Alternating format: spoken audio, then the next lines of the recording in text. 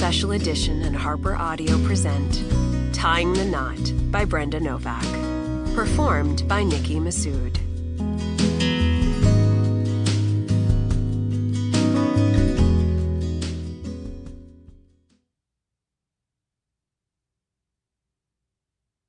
Dear reader, this is such a landmark year. It's been 25 years since I published my very first novel, marking a career spanning a quarter of a century. Almost all my books have been published by Harlequin, so it's fitting that I would have the privilege of writing a special novel for their big 75th anniversary. When I was in high school, their stories brought me so many hours of delicious escapism, and they've continued to bring me joy throughout my life. This book is also special because it completes my popular Whiskey Creek series. There's one Amos brother who's been waiting to have his story told, Grady, so I'm excited to finally bring him his happily ever after. Although this book also stands alone, if you'd like to read the rest of the series, it goes like this. When lightning strikes, when snow falls, when summer comes, home to Whiskey Creek, taking me home for Christmas. Come home to me, the heart of Christmas, this heart of mine, a winter wedding, and discovering you.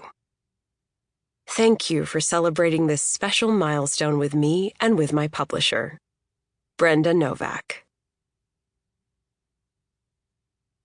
To Janet Costanzo Rebel, I love your zest for life.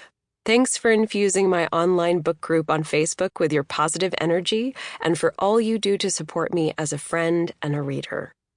The bookish community I look forward to interacting with every day wouldn't be the same without you. Chapter 1.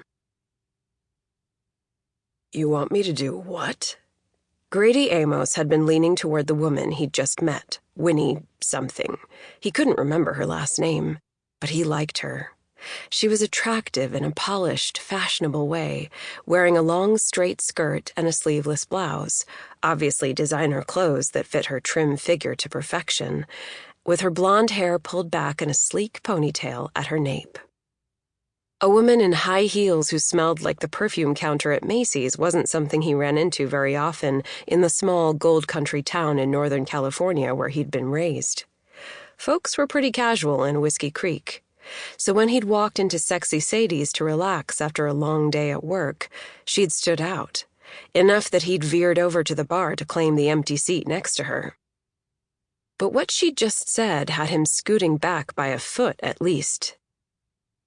"You'd make a great contestant on the dating show I'm producing," she repeated. He made a face to show he wasn't excited by that idea. She'd said she was in town for 2 days visiting a friend on her way to Los Angeles. She was coming through after spending the weekend in Lake Tahoe at her parents' cabin. But she was obviously recruiting along the way. She was probably always recruiting. She seemed ambitious, the type to take her work very seriously. "You're making a reality TV show?" he said.